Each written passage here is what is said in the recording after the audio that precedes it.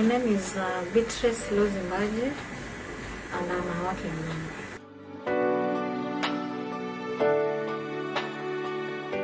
I did exclusive sleep for 6 months because I gave birth with my baby when he was 7 months, 33 weeks, I think 5 days. He was premature, so because it was my second baby, and I knew the importance of exclusive breastfeeding. I did exclusive breastfeeding for 6 months. For the first 4 months I was at home, and the rest of the 2 months I was at work. So what I used to do when my baby was around 3 months and a half, I started expressing milk and stored it in the freezer. So by the time I was going back to work, I had enough stock of breast milk in my fridge, and also I continued expressing after work until the baby was around 6 months, I think 2 days. That is the day I started supplementing. For the first baby, I didn't have enough time to stay at home. I stayed at home, I think, for only 3 months because I didn't have the annual leave to add.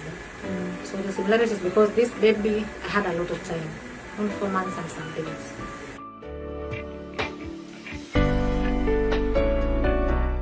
I was given enough time.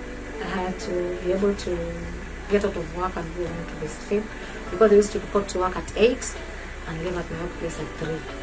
So I had only 5 hours or 6 hours or so at work. Until the baby was 6 months, then I started reporting to work at 8 to 5.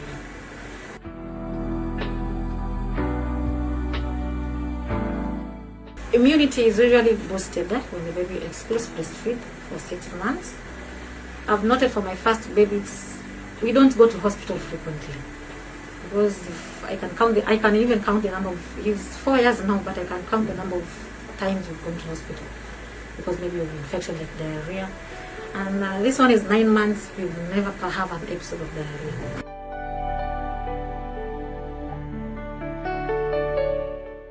One of the main things, like, even me, I was told by my mom. I remember when my son was, I think, 3 months, I think he had colics. So the baby was crying all the time. So my mom was like, the baby is not, the milk is not enough for the baby. You need to supplement for some. We need to give him porridge. We need to give him porridge. I think one of the myths is like people presume that when the baby cries, he's hungry.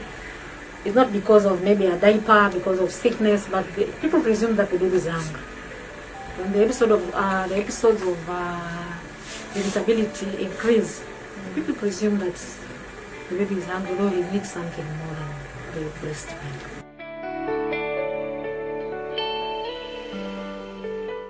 One thing also, formula is also expensive. It's not cheap as people presume, because even the baby can finish one container of formula that is cost 1,200 for like 2 days. So it isn't cheap to breastfeed them buying formula.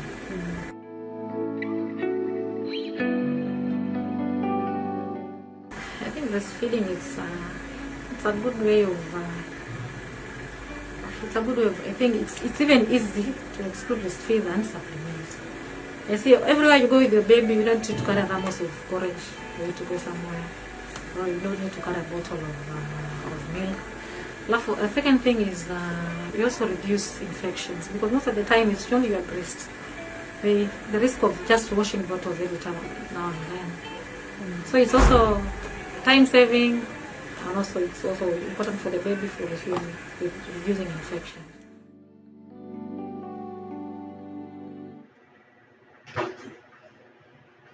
Good morning to all our viewers. Today we have with us Dr. Yaser, our neonatologist and pediatrician, and we have a very interesting topic with us today. And we would like to encourage as many people as possible to join, because today we are talking about breastfeeding. To all the mothers out there, this is an important and very interesting topic for you all, and we encourage you to ask as many questions as possible during the session. I'd like to take this opportunity to ask Dr. Yaser to introduce himself, and maybe he can tell us briefly about himself. Over to you. Good morning, everyone, from wherever you are. Today we have a very interesting topic that I'll be discussing, and definitely entertain so many questions from you at the end of the session. I'm a neonatologist working at Aga Khan Hospital, Mombasa. I trained as a neonatologist in South Africa, and I have 10 years of experience in neonatal medicine. And breastfeeding is really everything that comes along with my profession. We chose to discuss this subject because up to 2 days ago, there was a World Breastfeeding Week, which started from the 1st to 7th of August. And this week is meant to actually create awareness on the benefits of breastfeeding and also create awareness on the threats to breastfeeding practice, and at the same time to celebrate successes that have been achieved with respect to breastfeeding. Thank you, Dr. Yaser. We love the introduction you said about your college and where your history a bit. I would like you to tell us a little bit more about yourself. Who is Dr. Yaser? What are your interests? What do you love doing? Yes, Dr. Yaser is. What are your hobbies? My hobbies include working. Is one of my hobbies. I like being at work, especially in the neonatal unit, working with small sick babies. I cherish that. If I don't have babies around me who I'm giving care and receiving the gratification from this, the recovery, I actually feel sick myself. Definitely, I enjoy reading. I enjoy traveling. Yes. Thank you, Dr. Yaser. So, over to the topic of the day.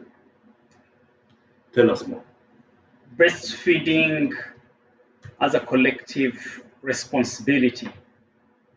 Every year, from the 1st to 7th of August, the World Breastfeeding Week is commemorated for mainly 3 reasons. The first reason is to create or to raise awareness on the benefits of breastfeeding, but also at the same go to create awareness of the threats to breastfeeding.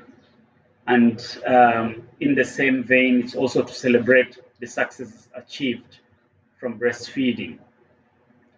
The reason this week was actually dedicated to breastfeeding is not that all the other weeks are not for breastfeeding, but it's to again enforce and consolidate the efforts that have already been placed in place that's emphasize or enforce breastfeeding, considering the benefits that come along with breastfeeding. When we talk about benefits of breastfeeding, they could be looked at from 4 different levels. From the person breastfeeding, that's the baby has both short and long-term benefits from breastfeeding. The short-term benefits include optimal nutrition for growth and for development. Usually babies who exclusively breastfeed have very good growth, especially if the breast milk is adequate and the frequency is, there's adequate frequency of breastfeeding. They also have very good development. Studies have already shown these babies tend to have very good intelligence quotient. They should be performing very well at school. But also in the short run, breastfeeding, beyond giving nutrients, it also gives protective, I would say, armor to the infant who is breastfeeding. It definitely prevents infections, both viral and bacterial, as well as fungal infections.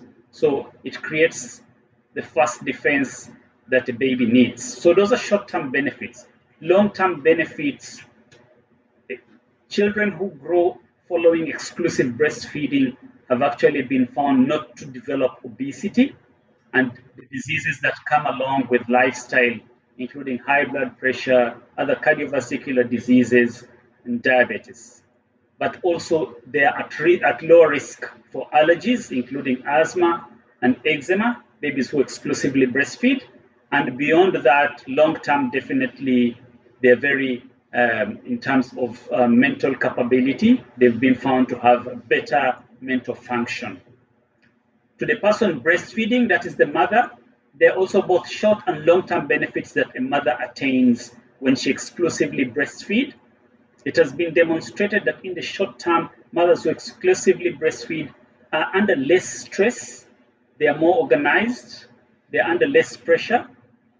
But in the long run, it has been found to enable them to actually, they are at lesser risk for breast as well as ovarian cancer. They are at lesser risk for obesity and also for diabetes. Those are mothers who exclusively breastfeed. To the family, there are short-term and long-term benefits. When the child is exclusively breastfeeding, is not hospitalized, is definitely less stress for the family, but also in the short run, it allows the mother to work. So immediate economic benefit can be observed. At the same time, if exclusively breastfeeding is observed, there is no need for an extra cost of buying formula. So it helps the family to save. So there are economic benefits to the family. Of course, when you prevent chronic conditions like cancer and the rest, definitely the family would benefit. But also the fourth level is at national and international level. A population which has less comorbids, obesity, high blood pressure, diabetes, is likely to be more productive. But at the same time, when you have a population that exclusively breastfed and has better mental function, they are definitely more productive. So that accounts to better productivity of a population and hence economic gains for the nation. It has been demonstrated that if exclusively breastfeeding was observed for the first 6 months of life, almost 20 or 25,000 maternal deaths would be prevented every year, and to a tune of almost 300 to 400,000 deaths in the children under 5 years would have been prevented by just exclusively breastfeeding for the first 6 months of life. So after observing these benefits that come along with exclusive breastfeeding, World Health Organization and the UNICEF, of course, after observing the challenges that come along with exclusive breastfeeding, there are things that hinder exclusive breastfeeding or act as threats to exclusive breastfeeding. Some of them include things like cultural practices, where the first breast milk is discarded. For instance, colostrum, which is very beneficial to the infant, is discarded, and something alternative is being given, either honey in water or sugarcane juice or some dates squashed in water being given before the colostrum. See, some of these practices act as a threat to exclusive breastfeeding. Of course, other things that act as threats are market forces. If you have a factory that is making infant formula, it's definitely a threat to exclusive breastfeeding. Also, social media. A lot of social media can antagonize exclusive breastfeeding. And on top of these, things like other practices, a mother could be actually going to hospital, but a sentiment, for instance, like if a mother had a cesarean section, she would have less breast milk. Such sentiments can actually deter people from exclusive breastfeeding. So WHO, UNICEF, and other organizations realize that yes, breastfeeding is a very noble subject, but it is threatened. So in the early 90s, they had to sit down and come up with a declaration. And they declared that first 6 months should be dedicated to exclusive breastfeeding for all children.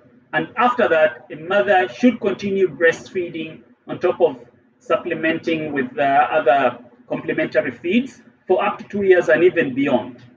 That was a declaration that was made, but their targets were to see that the countries that were involved needed to have a political will, policies in place that would make sure that pregnant women, after they've given birth, breastfeeding is supported at all levels, at the hospital, at workplace. Also, on top of that, they made sure that there were policies that governed marketing of alternative to breast milk. So the policies have to be enforced.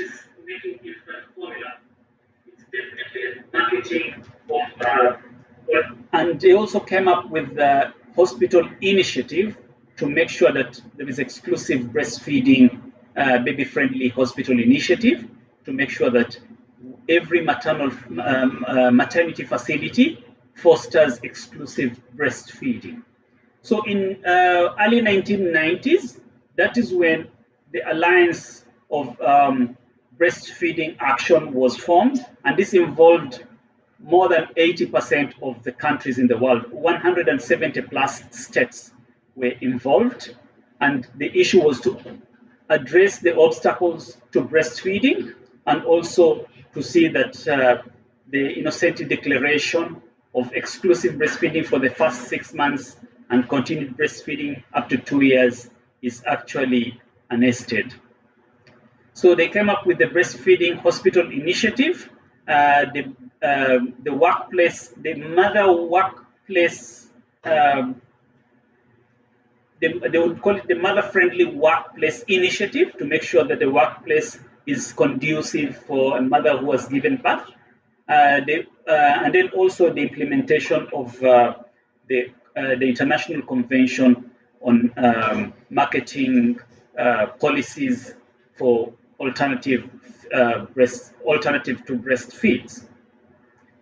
So on top of this, in the early 2020, after the Millennium Development Goals, there was integration of breastfeeding initiative into the Sustainable Development Goals. And if you look at the Sustainable Development Goals, the SDGs, you'll actually see that breastfeeding actually can be incorporated in all the 17 goals. That is to show how important breastfeeding can be. So what we actually recommend with respect to breastfeeding is it should be planned even before a baby is delivered. So the last trimester, we expect the midwives and the obstetricians and the traditional birth attendants whatsoever to help mothers who are pregnant to prepare themselves mentally to breastfeed, and also to prepare the breast to be ready for the baby who is coming. Then we expect breastfeeding to be initiated within the first hour of birth, irrespective of mode of delivery, if it is possible. And then this breastfeeding should be supported within the institution of delivery, wherever it is, and into the community. And this should be enforced without giving any other alternatives.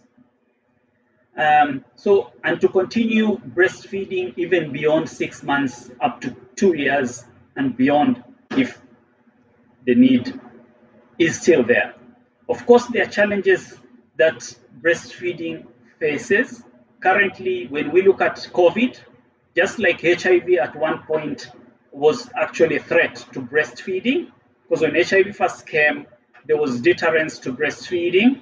But with ARVs now, mothers can continue breastfeeding up to 2 years as long as they are on their ARTs.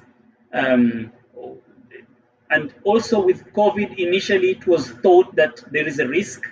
But of course, if measures are observed, the mother is, whether she's sick or she's suspected, she can, as long as she has observed certain procedures, washing her hands and face masking, she can comfortably breastfeed her baby, and it is completely safe. So there is no need for a sick mother to actually not breastfeed.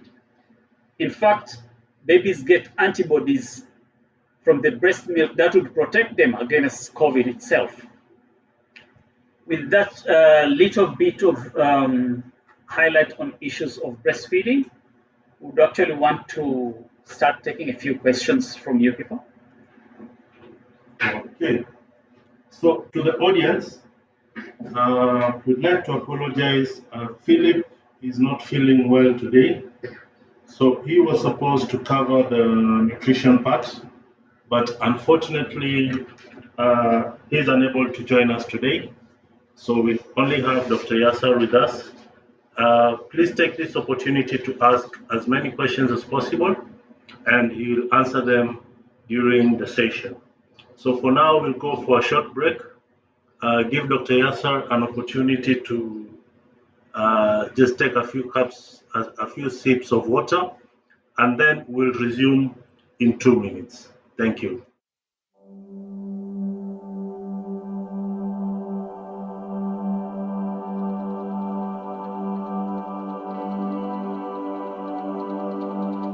Hello, welcome to the Aga Khan Hospital, Mombasa. Today, I'll be taking you on a short journey of our hospital to give you an insight into our COVID preparedness plan to see how you can be safe while you visit our hospital. My name is Dr. Irfan Samji, and I'm the Quality and Patient Safety Physician and the Infection Control Liaison at the hospital. When you arrive at the hospital, your first point of contact will be with our very able security team. These individuals will walk you through a hand hygiene process that will keep you even safer as you come into the hospital. Remember, clean hands are safe hands. Your next point of contact will be at our central triage point. As you walk into the hospital, you will find a structure that we have put up where we have some dedicated nurses who will check your vitals, including your temperature, your blood pressure, among other things, but also ask you about history of travel or contact with anybody who may have symptoms of COVID to be able to identify your next point through the facility. Once you have been screened by our nurses, they will be able to determine whether you may be a COVID patient or not. In the event that you don't fit a case definition for COVID-19, you will be free to continue with your journey through the facility. This means that you will be able to proceed either to see your doctor or to collect medication from the pharmacy or to continue with any blood work that you may have come for. We are basically ongoing. Our activities are not hindered by the COVID-19 infection. However, we are taking extra precautions. Our medical staff are donned, just like I am, with full PPE kits. We are also adopting social distancing. Our patients are distanced at the reception at least 1.5 meters apart so that to minimize any potential infections. We are also screening our patients coming. However, I'd like to say that the services remain unhindered and that we are running as usual. You're always welcome to visit us in any of our 8 outreaches within the coastal region.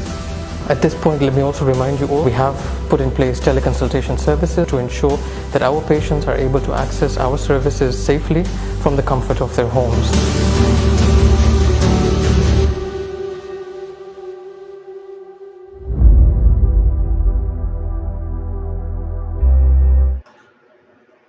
All right, so we are back. Thank you to all the participants who've asked the questions. So Alex has asked, what are the right procedures to latching off the baby?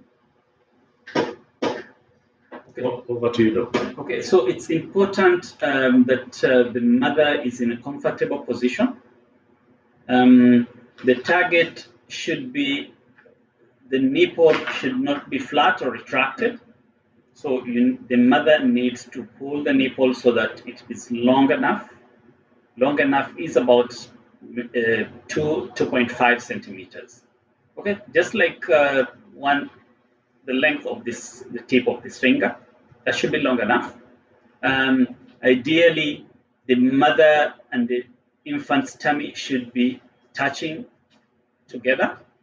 Okay, the baby should be in a horizontal position, completely horizontal to the mother, and then the chin of the baby should be on the breast. The chin should be on the breast, and it should be the baby onto the breast and not the breast into the baby. So after that position, a comfortable position, baby completely horizontal, baby's abdomen and mother's abdomen touching each other, then the mother should time when the baby's mouth is fully open, then the baby should be brought onto the breast and not the other way around. Betty has asked, we have mothers who breast milk runs completely dry after like 2 months despite medical intervention. What is your advice, Dr. Yaser? I think if a mother, breast milk cannot completely dry. It's like a tank. If you empty the tank, it should be filling. But if you keep this tank full all the time, it's the need for the body to actually make more milk ceases. So one thing that would make sure that that does not really happen is to breastfeed or to express. For instance, a working mother, if you stay for 7-8 hours at work and you're not breastfeeding, you're going to get engorged, and your body is going to feel the need that there is reduction in the need of formation of more milk. So one important thing is to try as much as possible to empty the breast. So even at work, every 2 to 3 hours, somebody should pump completely. That's very important. If you are doing this and despite doing this, you still run out of breast milk, then you need to go and see a doctor. Something might be wrong in terms of hormones. Okay. Betty, I hope your question has been well answered. Another question. For mothers who have retracted nipples, what can you advise? Yeah, mothers, that's what I already talked about. Even before the baby comes, last 3 months, the breast should be prepared for the baby. So there is need to pull the nipple on a regular basis. This helps to bring them out. One way of pulling is by hands. If that is painful, sometimes we actually use a syringe. A health worker, most times a midwife, would be able to show you how a 10 ml syringe could be modified, okay? And you could use it to pull the nipple. Okay, interesting question here. Can breastfeeding make your boobs fall? Yeah, some of those are the notions that actually deter people from breastfeeding. In fact, they shouldn't. They should not make your breasts sag, okay? There is no evidence as to that. Mothers have breastfed 5, 6, 10 kids, and there's no evidence that actually breastfeeding results into sagging of the breasts. Okay. Can you breastfeed 2 children with a gap of 10 months at the same time? Absolutely, yes, you can. You can breastfeed even while you're pregnant. You can breastfeed the 2 of them. One is older than the other. Of course, you have to take care of the young one so that the milk, because this milk is actually meant more for the young one. The big one, the elder one, definitely might be having a bigger appetite, and this should not compromise the nutrition of the younger one. Someone has asked, what is the average weight gain for a breastfed baby? Usually in the first 3 months, you'd expect almost 1 kilogram per month for the first 3 months. Someone has asked, it's sort of a question and a statement. How do you recommend introducing solids in addition to breast milk? Yeah, usually at 6 months, would expect a little bit of pureed food to be introduced. Usually the porridges, initially they should be light in terms of consistency, and they should be very smooth because a baby is just transitioning. So you continue breastfeeding, but you introduce porridge, and the porridge should be light and very fine. It shouldn't have particles. So in a period of about a week or 2, you can thicken the porridge until it goes to the normal porridge consistency. Once it has reached the normal porridge consistency, you keep the child on. Then, if the child manages the proper porridge consistency, the child is good to go on to pureed food, where you could start with mashed potatoes or blended rice. Again, you would definitely want to have a balanced diet.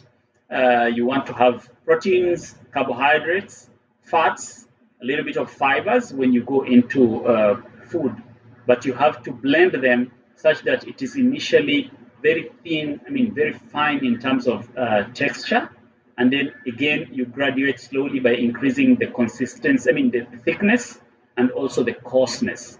By 9 months, the child should be able to take mashed food more than blended food, and by 1 year, it should be mashed food that you mash by your hands.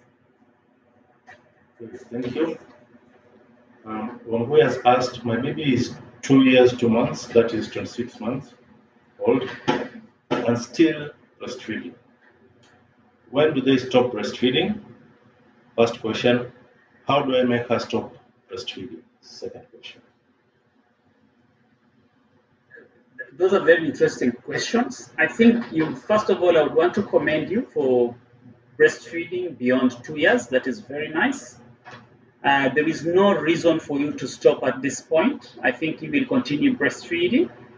And I am sure this baby is not breastfeeding much. Maybe it's just breastfeeding a little bit to soothe him or herself while wanting to sleep. So I think this child will eventually realize that there is nothing much coming and will stop breastfeeding by him or herself. Okay. It can go up to 3 years. Yeah, up to 3 years. Up to 3 years. Yeah. Very interesting. Someone has asked a very interesting question. Why does it hurt so much? Breastfeeding should not be painful. If breastfeeding is painful, go back and see the health worker. Something is wrong. Either the nipple or the baby, the sucking of the baby, or the tube, the latching, something is wrong. So somebody, a health worker, a trained health worker, needs to see the process. It shouldn't be painful. There's something not right. Thank you, Doc. Someone has asked a question. Can the good doctor demonstrate to us what positions are the most helpful or the most easiest? They want a demonstration.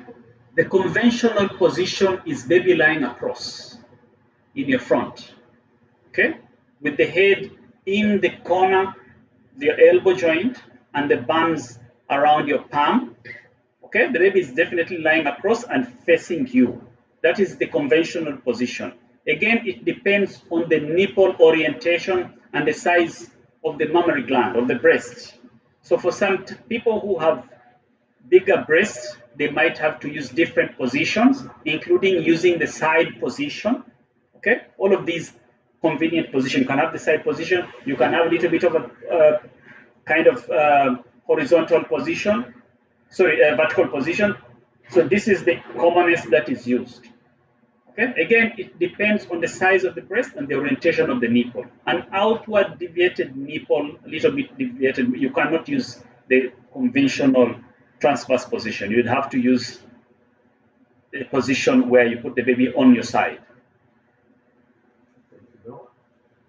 Someone has asked, what would be the best advice to working mothers who would want to express milk, but either there is no fridge at the workplace? How long can the expressed milk survive in normal temperatures?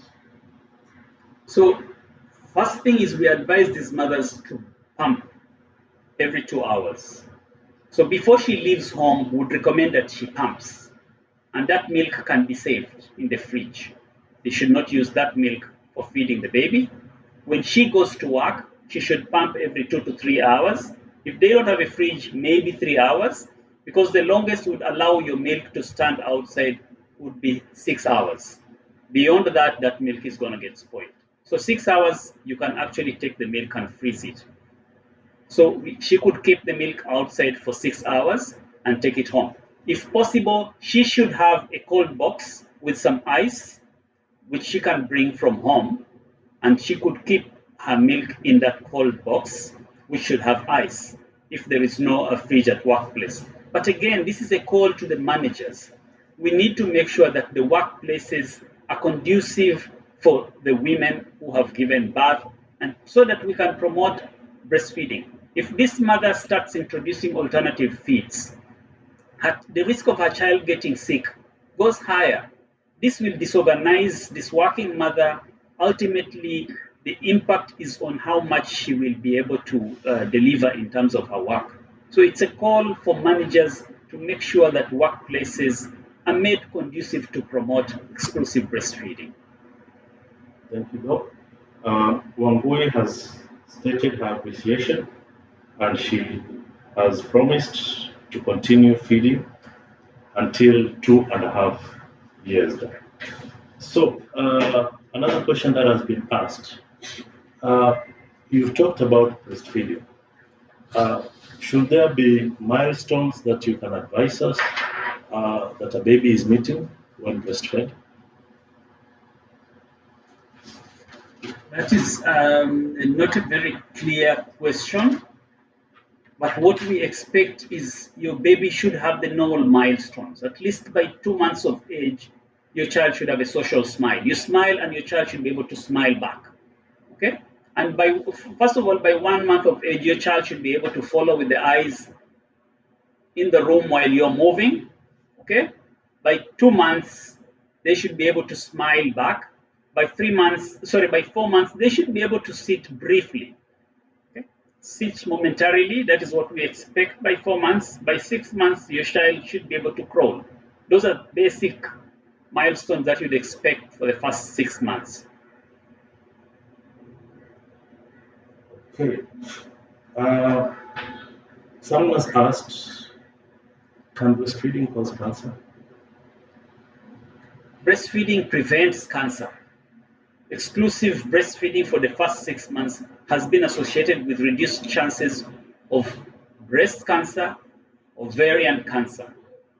It has also been associated with reduced risk for leukemia in the child. Babies who exclusively breastfeed for the first 6 months. Thank you, Doctor. So someone has said, since you've talked about institutions supporting breastfeeding mothers, what legal rights do breastfeeding mothers have? I believe at national level there are policies that have been put in place to promote, to protect, and to support exclusive breastfeeding for the first 6 months. And I believe these need to be enforced.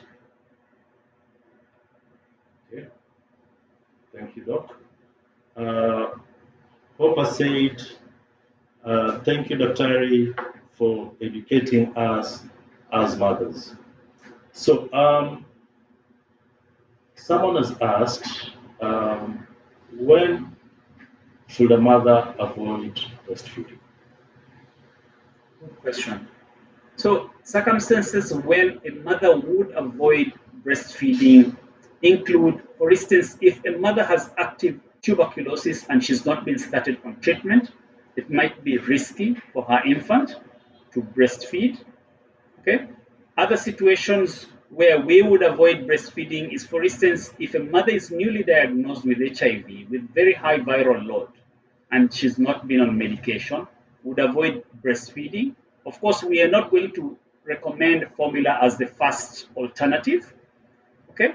Situations where a mother is on chemotherapy, we're going to avoid breastfeeding. And situations where a mother is on certain medications that are expressed in the breast milk, would want to avoid breast milk. Again, when a doctor prescribes any medication to a breastfeeding mother, she needs to advise her if it is safe or not.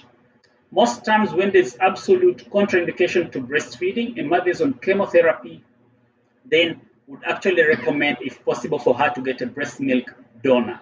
So a donor is maybe a close relative of hers who would be able to give us breast milk, and we give this child, this infant, until when the mother can actually restart breastfeeding. You would still go for breast milk feeding using a donor rather than going for formula. Thank you, Doc. It's a very interesting question that has been asked here, and I think it's in line with the WHO for 2021. How can spouses assist during breastfeeding, especially at night when I'm too sleepy? Can he hold the position of the baby while I continue sleeping? So I think she's asking what is the role of men. Yeah, what is the role of men? Yes, it's a very good question. The notion goes, it's a collective responsibility. There's a role of everybody in seeing how breastfeeding can be supported. Yes, as a husband, it's important that first of all you make sure that this woman is not under any stress, because stress is one of the reasons breast milk could actually reduce. So it's important that the lady is comfortable in whatever way. If she needs a break, we can still express breast milk and we cup feed this child. So the husband could cup feed this child with the same breast milk that her wife would have pumped, and this would give the lady some ample 4-6 hours of rest. Okay, so to the men out there, please support your wives when it comes to breastfeeding. So someone has asked, how does Akan Hospital Mombasa support breastfeeding staff? Do they have a breastfeeding room that the staff can express and store their breast milk? Yes, we have a fridge and we have a room where staff can actually express and save their breast milk. That is in terms of staff, but in terms of the patients, we are a baby-friendly hospital, and we try to keep mother and baby together as much as possible. And every contact by a midwife for a mother who has given birth, they make sure that breastfeeding is actually initiated and supported. Alex, I hope your question has been well answered.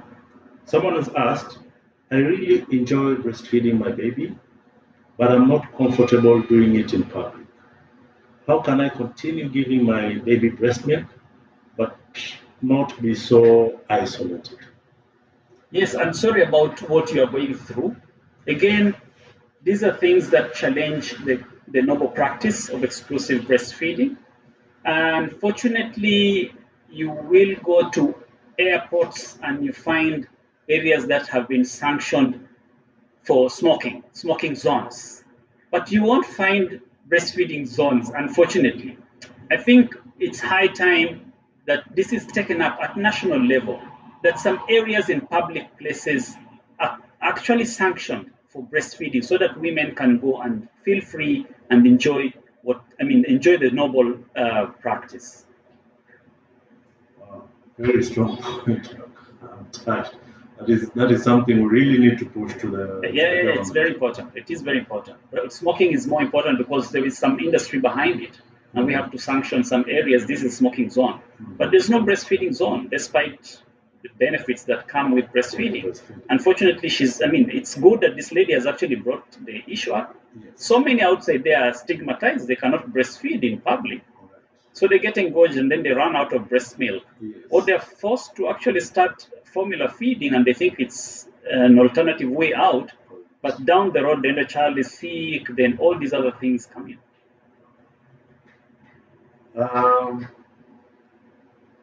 Dr. Sultana has given us a recommendation. Thank you, Doc, for talking about this very important topic. Indeed, breastfeeding is best for baby and best for mother too. Fathers and families must support the mother to do this as long as mandated. And for us Muslims, it is 2 years. Thank you, Doc. Someone has asked, define how to identify whether the baby is bonding while breastfeeding. My baby does not show any reaction. Okay, instinctively when you give birth, first thing is the baby already knows the mother's sound and the mother's smell. So the moment you put this baby on the mother's chest, this baby knows the smell and is going to automatically look for where the breast is. instinctively. And that is why when the baby is born within the first hour, we need to put these babies on the mother's chest. That helps to create the bonding. But if this child is separated from the mother, this first contact is not established, it can cause issues with bonding. So it's very important that that first hour, the mother, if possible, there is nothing that necessitates separating mother and the baby. We must keep the baby in close contact to the mother. In fact, skin to skin is recommended. The baby and the mother's skin should be in touch. So you put a naked baby on the mother's chest, bare chest, and the baby bonds, and that's very important. At any other time beyond that time, this baby will have gotten used to the mother's smell, and the moment the mother lifts this baby, the baby will show cues to wanting to feed. That is definitely the natural thing. So what's important is this first hour, to start breastfeeding within the first hour of delivery. The question has been well answered. Someone has asked, are there any specific foods and beverages I should avoid? And she has specifically asked, can I drink alcohol and caffeine? Yeah, I think you have the question and the answer. You shouldn't really take alcohol while you're breastfeeding. At the same time, caffeinated drinks have been thought to actually reduce breast milk production. So I think it's important, if you have to take caffeinated drink, they should really be on the minimum. Alcohol, for sure, you really don't want to take alcohol. Remember, there is what we call addiction. Okay? Whereas you might not be addicted to those few pills that you're taking, how much gets to your baby, and is that little amount priming your baby to become an alcoholic? We don't know. Okay, but there is a possibility that this baby is getting exposed to this chemical at a very early age. This is when the brain is being programmed. There's a possibility that alcoholism results from this kind of practice. Thank you. Are there medications that one should stop taking when breastfeeding? Someone has asked. You're taking medications for a reason. Okay? So it is the person who has prescribed the medications who should advise. If those are not safe while breastfeeding, then the doctor should give you the alternative, unless you don't need any medication anymore. Someone has, I think the two questions that have been asked that I can combine, doctor. When should I introduce the bottle, and what should I look for in a breast pump? You should never introduce the bottle. In the first place. Please don't introduce the bottle. Your baby will bond with that bottle. Please avoid the bottle. You would rather use a cup, okay, but not a bottle.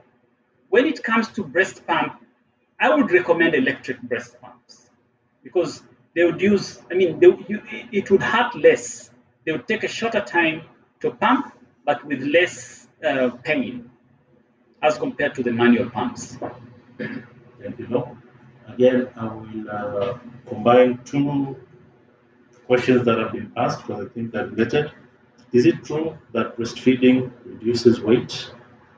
And someone has also asked, I've heard that I can't get pregnant while breastfeeding. Yes, absolutely. One of the reasons we want people to exclusively breastfeed is it is a natural method of family planning. It's a natural method. You're unlikely to conceive while exclusively breastfeeding. Of course, exclusive breastfeeding in the first 6 months allows a mother to shed off the weight they could have gained while pregnant. Absolutely. Those are benefits of exclusive breastfeeding. Right. So I think we are exactly at 10 o'clock. And I'm seeing there's some questions that have not been answered. Can we still 2 or 3 minutes of your time, though? Okay, let's have maybe two more questions. The rest we could post the answers. Thank you. Can breast milk cure colic in babies? I think we need to appreciate that colic is a disorder that cause is still not known, but has been thought to be more common in babies whose social circumstances are stressful. If the mother is under stress, the stress hormones are likely to be in the breast milk, and that breast milk will cause trouble to the infant. So it's important that there is as less stress as possible to a breastfeeding mother. That would be a solution to all it. Can you give water to a baby who is less than 6 months old? Absolutely no. The breast milk you're giving is not in powdered form. It's already having water in it. Okay? The breast milk that you are giving to your child has just enough minerals that your babies need, to meet your baby's needs. The moment you start giving other fluids whose concentration of minerals you don't know, you're disorganizing the baby's internal environment. So there is no need for giving this baby water. Okay. I think we have stretched the good doctor enough. Doc, suppose somebody wants to come and see you. How do they get in touch with you? They could call the reception and book. I have clinics every day, Monday to Saturday. Monday to Saturday every day from, I would say 11 up to 3 p.m. Saturday it's from 9 up to 1 p.m. Okay, thank you. Well, we have just seen what you've done right there. She's just asked her last question. Doc, Okay. is breastfeeding psychological for children? Why is it the moment they stop breastfeeding is a time they sleep throughout the night? No. It's just the sleeping pattern of these babies. Initially, they sleep more during the day and they have very fragmented night sleep. But as the infant is growing, then they start getting fragmented day sleep as they consolidate their night sleep. It has nothing to do with the breast milk. Okay, so thank you, Dr. Harry. Thank you very much. Taking time off your very busy schedule to do our Facebook Live. To the audience, we have another upcoming Facebook Live on Wednesday where we'll be talking about weight loss. So we encourage you guys to join and learn more from Dr. Abdi, our laparoscopic surgeon, and hopefully Philip will be feeling better by then. He will also be with us during the Facebook Live session. Thank you, Doc, and thank you to the audience for joining us. Thank you very much.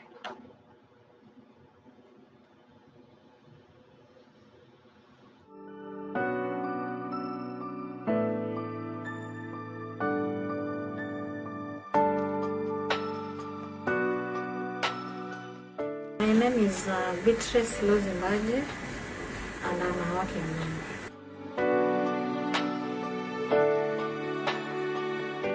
I did exclusively sleep for 6 months because I gave birth to my baby when he was 7 months, 33 weeks, I think 5 days. He was premature, so because it was my second baby, and I knew the importance of exclusive breastfeeding. I did exclusive breastfeeding for 6 months. For the first 4 months I was at home, and the rest of the 2 months I was at work. So what I used to do when my baby was around 3 months and a half, I started expressing milk and stored it in the freezer. So by the time I was going back to work, I had enough stock of breast milk in my fridge, and also I continued expressing after work until the baby was around 6 months, I think 2 days. That is the day I started supplementing. For the first baby, I didn't have enough time to stay at home. I stayed at home, I think, for only 3 months because I didn't have the annual leave to add. So the similarity is because this baby, I had a lot of time, only 4 months and some days.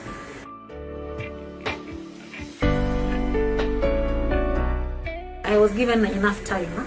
I had to be able to get out of work and go home to breastfeed because I used to report to work at 8 and leave at my workplace at 3. So I had only 5 hours or 6 hours or so at work. up till the baby was 6 months. Then I started reporting to work at 8 to 5.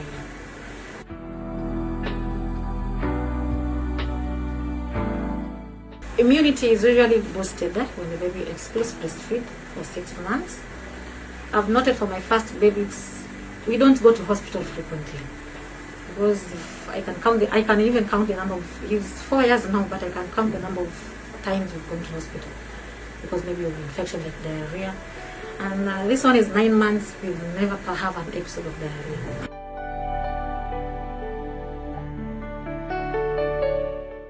One of the main things, like, even me, I was told by my mom. I remember when my son